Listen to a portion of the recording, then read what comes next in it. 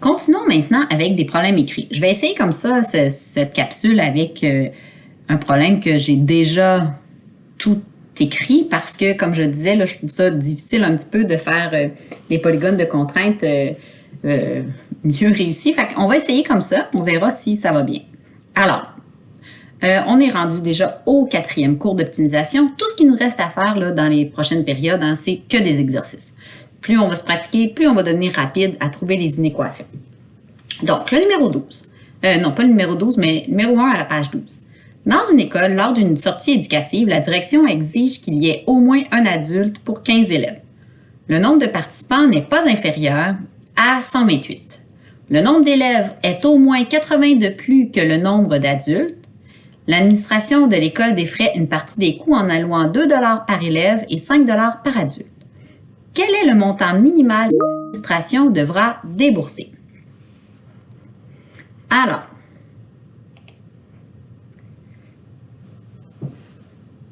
je commence en identifiant mes variables. Il n'y a pas de lien de dépendance puis d'indépendance entre les deux. Mais moi, j'ai mis les élèves en premier. Bon, ça aurait pu être les adultes, là. Ici, on parlait des adultes, mais bon, ça ne change rien. Moi, j'ai mis X comme étant mon nombre d'élèves inscrits et Y, mon nombre d'adultes inscrits. Bien, c'est sûr qu'on pourrait voir un peu un lien de dépendance. Hein? Le nombre d'adultes inscrits va dépendre du nombre d'élèves inscrits parce qu'on a besoin d'avoir un adulte pour 15 élèves. Fait que c'est probablement pour ça que j'ai choisi notre mon Y comme ça. Là, ensuite, on doit trouver toutes nos contraintes.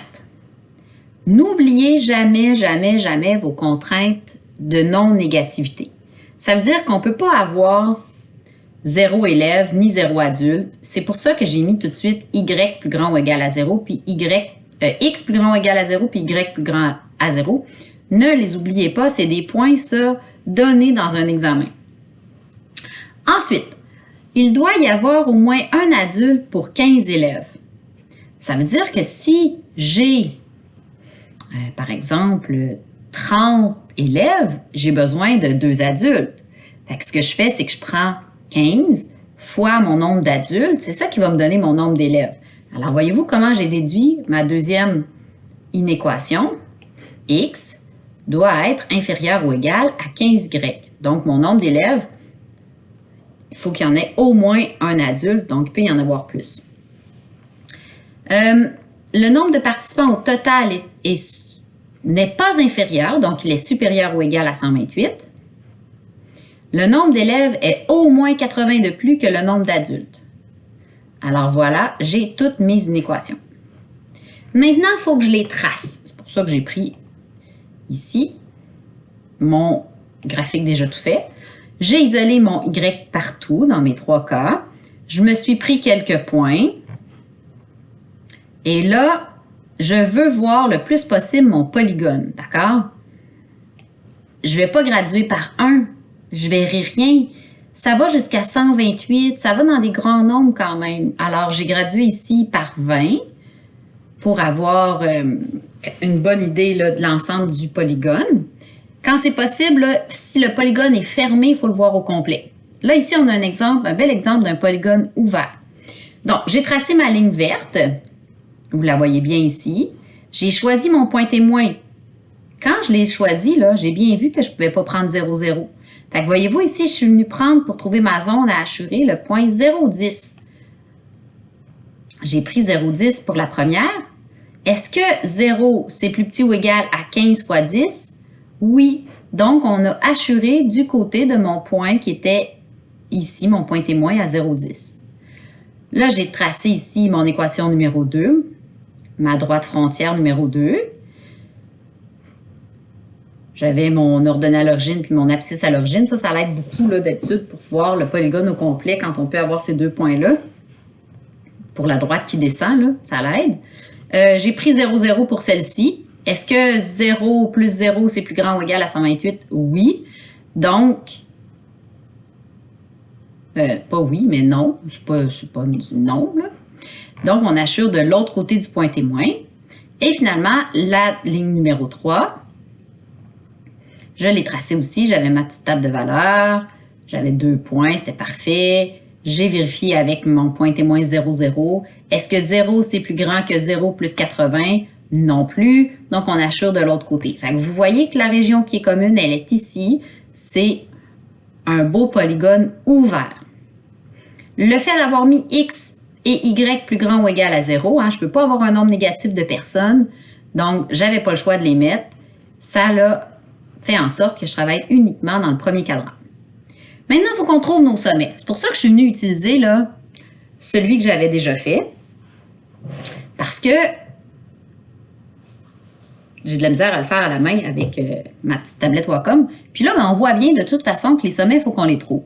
Fait que le sommet A, on voit que c'est l'intersection de la droite numéro 3 puis de la droite numéro 2. Le sommet B, c'est l'intersection de la droite numéro 1 avec la droite numéro 2. Alors, par comparaison, je suis venue trouver l'ensemble de mes sommets. OK?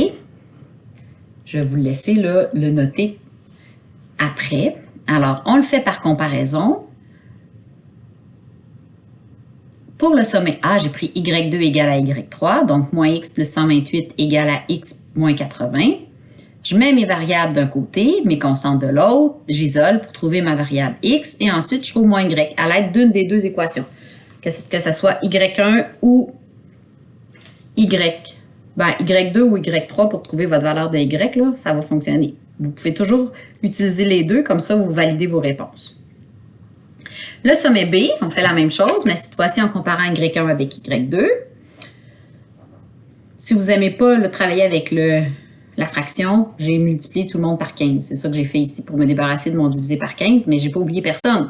Donc, mon 128 devient 1920. Et là, j'isole, je trouve que X vaut 120, que Y vaut 8. Puis là, je prends mes deux sommets, je me fais mon petit tableau. On donne 2 $ par élève, puis 5 $ par adulte. Donc, l'administration devra débourser au minimum 280 $.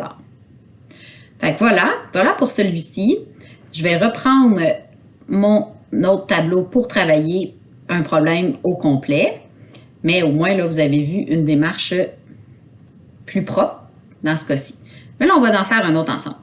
Alors, un constructeur automobile qui produit des voitures compactes et des mini-fourgonnettes désire maximiser son profit hebdomadaire. Les profits générés sont de 4 000 $, 4 kg, c'est 4 000 $ pour chaque voiture compacte, et de 10 kg, donc 10 000 $ pour chaque mini-fourgonnette. Sa capacité de production hebdomadaire est de au plus 2100 véhicules. Il doit produire chaque semaine au moins 1000 voitures compactes et au moins 200 mini-fourgonnettes. Le nombre de voitures compactes produites doit être au moins 2 fois plus grande que le nombre de mini-fourgonnettes. Le gros problème, c'est la lecture. Okay? C'est ça le gros problème de ce chapitre-là. Donc, premièrement, on identifie toujours vos variables. Si toi, tu décides que X, c'est tes voitures compactes ou tes mini-fourgonnettes, ça va tout changer. Bon, moi, j'ai décidé de prendre X comme étant mes voitures compactes. Donc, nombre de voitures compactes.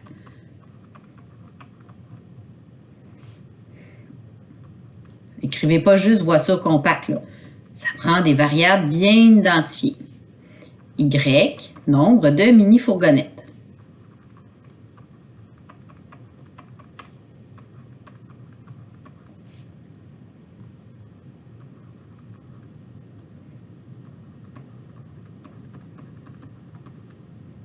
Ensuite, il faut trouver les inéquations. Commencez tout de suite par mettre les contraintes de nombre-négativité. Ça ne se peut pas avoir un nombre négatif de voitures compactes ni un nombre négatif de mini-fourgonnettes. Fait qu'oubliez-les pas, celle-là, c'est des points donnés. OK, alors on sait que je vais avoir au plus 2100 véhicules. Ça veut dire que voiture compacte plus mes mini-fourgonnettes, ça ne sera jamais plus grand que 2100. Donc, X plus Y, ça va être plus petit ou égal à 2100. Il doit produire chaque semaine au moins 1000 voitures compactes. Donc, X sera toujours supérieur ou égal à 1000. Là, il y en a peut-être déjà qui sont en train de se dire « Ouais, mais regarde, pourquoi tu as mis X plus grand ou égal à 0? Alors que nécessairement, si x est plus grand ou égal à 1000, il sera toujours plus grand ou égal à 0. C'est vrai, mais c'est pas grave d'avoir écrit vos contraintes de non-négativité pour rien. Fait que c'est pour ça que vous êtes mieux de toujours les écrire, puis que ce ne soit pas tout le temps nécessaire. Parce que l'autre non plus, là, pour le Y, c'est la même chose. Ils doivent produire au moins 200 mini-fourgonnettes. Donc, Y doit être plus grand ou égal à 200. Et puis, le nombre de voitures compactes produites doit être au moins 2 fois plus grand que le nombre de mini-fourgonnettes. Là, pour vous aider à faire cette phrase-là, à la traduire, cette phrase-là, prenez-vous des nombres. Le nombre de voitures compactes doit être au moins 2 fois plus grand que le nombre de mini-fourgonnettes. Fait que supposons qu'il produit, mettons, 1000 compacts. Il produit 2 fois plus de voitures compactes que de mini-fourgonnettes. Il va donc produire 500 fourgonnettes. OK? Alors, lequel qu'on multiplie par 2 pour que ça soit égal? Mettons que je voulais que ça soit égal, ça ici. C'est lui ici que je vais multiplier par 2. D'accord? Bien là, quand on y pense comme ça, quand on le voit comme ça, X, c'est mon nombre de voitures compactes. Il faut qu'il soit au moins 2 fois plus grand. Ça, c'est plus grand ou égal bien, à 2Y. Hein? C'est Y qu'on a multiplié par 2 pour que ça soit égal. Alors ça peut vous aider pour trouver comme il faut vos inéquations. Là, il faut le tracer. Bon, c'est là que je vais avoir de la misère un peu plus. On trace.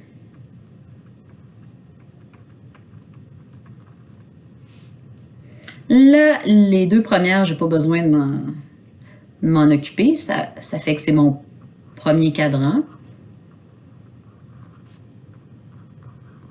Okay. Alors, la première, ça va être Y égale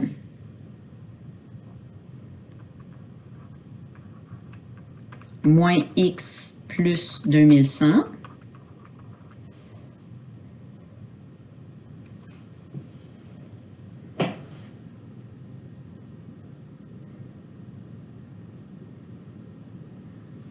Fait que si je me fais une petite table de valeur pour elle, ce ne sera pas trop compliqué. À 0, je suis à 2100. Puis à 2100, je vais être à 0. J'aime bien avoir mon ordonnée puis mon abscisse à l'origine de mon équation qui descend. Comme ça me permet d'ajouter ma graduation en fonction de celle-là. La deuxième, c'est X égale à 1000. La troisième, c'est Y égale à 200. Fait que je vais avoir pour la deuxième une droite verticale, pour la troisième une droite horizontale. Puis la quatrième, et là je vais avoir Y égale à X sur 2. Alors elle va passer par 0, 0. Puis mettons que je prends 1000 pour X, bien ça va être 500 pour Y. Fait que là, je vais ajouter ma graduation en fonction de ce que j'ai trouvé ici. Mon abscisse à l'origine, c'est 2100, puis mon ordonnée à l'origine, c'est 2100. Donc, je veux me rendre jusque-là. J'ai compté, là, si je fais des bonds de 100, je me rends presque. La seule affaire, c'est que je suis obligée de rajouter une case. Donc, ça ne me dérange pas. Tant que tu ne sortes pas trop loin, là. Donc, si on gradue par 100, ça rentre bien. OK, on se rendait ici à 2000, mais là, 2100 va être ici, là. C'est juste une petite case plus loin. Fait que ça me va. Donc, si je veux tracer, mon équation numéro 1, voyez-vous, là, il faut que je parte de là puis que je me rende là. Je ne sais pas comment je vais faire pour faire une ligne qui a de l'allure. Je ne sais pas si je serais capable. J'ai pas d'outil de dessin. C'est vraiment ça mon plus gros problème. Dessiner avec le doigt, je pense pas que ça m'aide bien.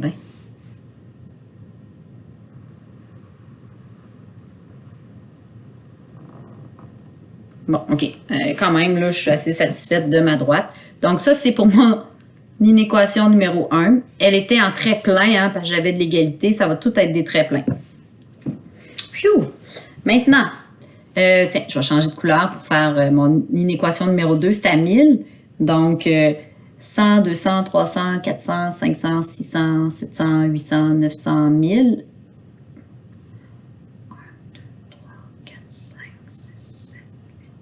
Je n'étais pas sûre de mon décompte. Et là, j'ai une belle ligne verticale.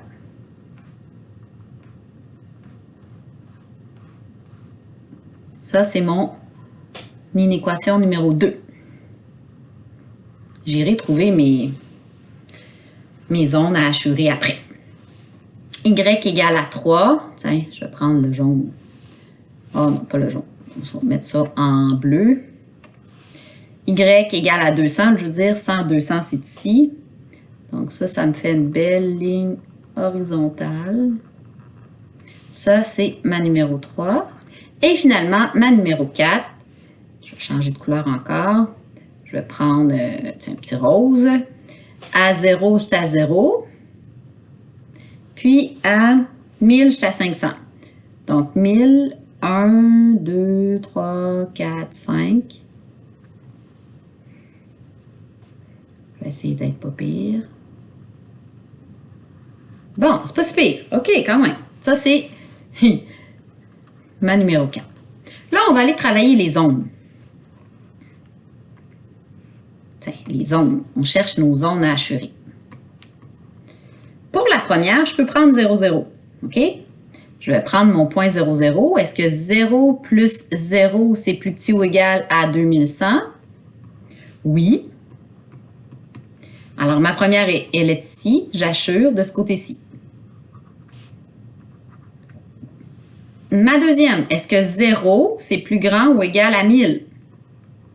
Non. Donc, ma deuxième qui est là, je vais hachurer vers la droite et non vers 0, 0. Est-ce que 0, c'est plus grand ou égal à 200? Non plus. Donc, je ne vais pas hachurer par en bas, mais bien par en haut. La dernière, là, je ne peux pas prendre le point 0, 0. Supposons que je prends le point ici. Tiens, je vais prendre 0, 100. 0, 100 qui est juste là. Est-ce que quand x vaut 0, c'est plus grand ou égal à 200? Non. Donc, on va hachurer de l'autre côté de notre point témoin. Alors, voyez-vous, la zone qui est commune à tout le monde, elle est ici.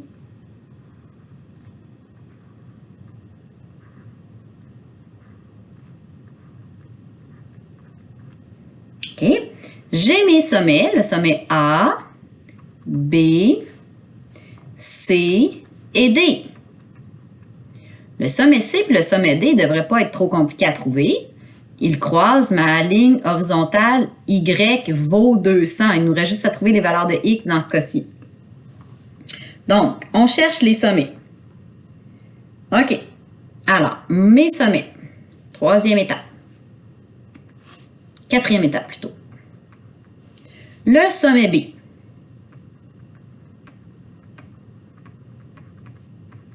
C'est le plus compliqué à trouver parce que je ne connais rien. C'est l'intersection entre la 4 et la 1. Fait que ça veut dire que c'est Y1 égale à Y4. Y1 vaut moins X plus 2100. Puis Y4 vaut X sur 2.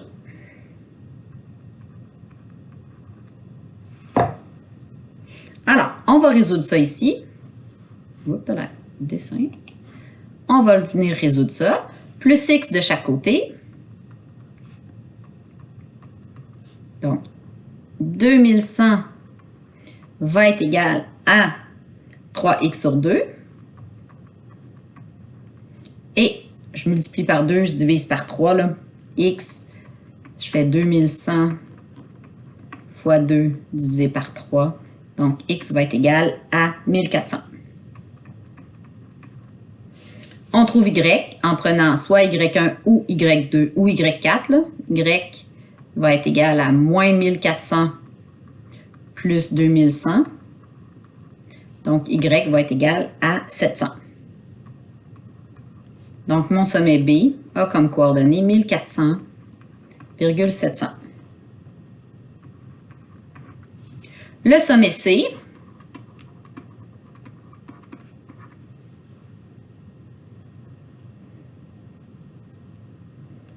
je cherche la valeur de X, sachant que Y vaut 200. Si je prends mon équation Y1, parce que regardez, là, le sommet C est ici, il croise la ligne verte. La ligne verte, c'est la ligne 1. Donc, c'est la ligne 3 puis la ligne 1. La ligne 3 est à Y égale à 200. Fait que j'ai juste à venir dans mon Y1 pour trouver la valeur de X. Alors, moins X plus 2100. Je remplace mon Y par 200. Donc, j'obtiens que X, si j'envoie moins 1200, je divise par moins 1, j'obtiens que X vaut 1900. Alors, on a trouvé 1900,200. On fait la même chose pour le sommet D. On fait la même chose pour le sommet A. Donc, on aura nos 4 sommets.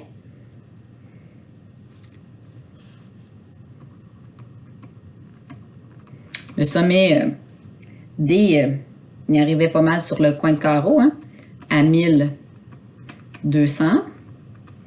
Le sommet A, X vaut 1000 aussi, parce qu'il est sur notre ligne horizontale. Puis notre Y, on le trouve là.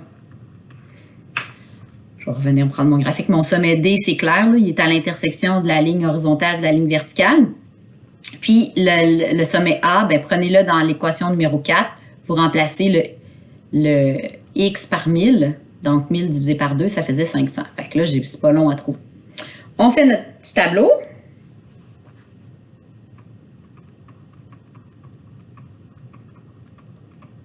On met nos sommets. On met notre fonction Z, notre fonction économique.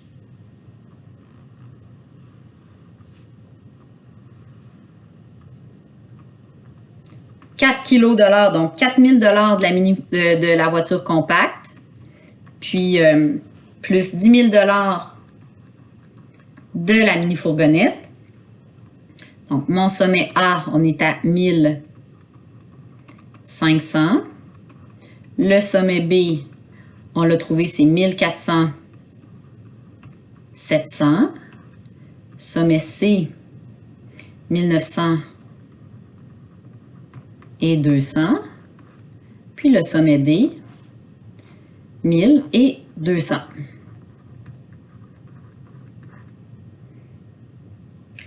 On fait tous nos calculs. On remplace X par 1000, Y par 500. On pitonne, on obtient ici 9 millions de dollars. Pour le sommet B, on va obtenir 12 600 000.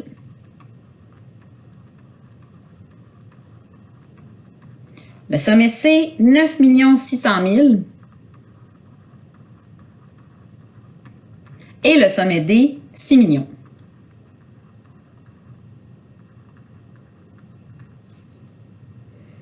Le nombre de voitures compactes produites, bon, là, on n'a pas, j'essayais de voir la question. On veut, ah oui, et là, la question, OK. Un constructeur désire maximiser son profit. C'est assez évident, là, ça, là, hein? Alors, combien il devrait en construire de mini-fourgonnettes et de voitures compactes? C'est ici, avec le sommet B, qu'on obtient notre maximum. Donc là, faites votre réponse complète. OK. Il devrait faire 1400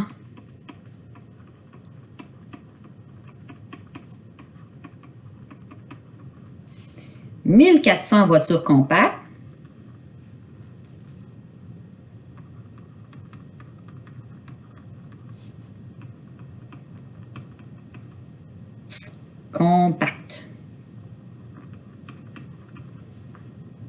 Et 700 mini-fourgonnettes.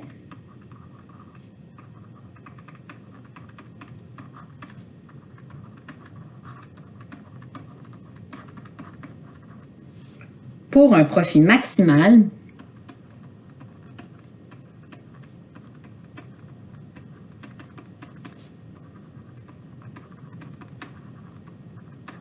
de 12 600 000.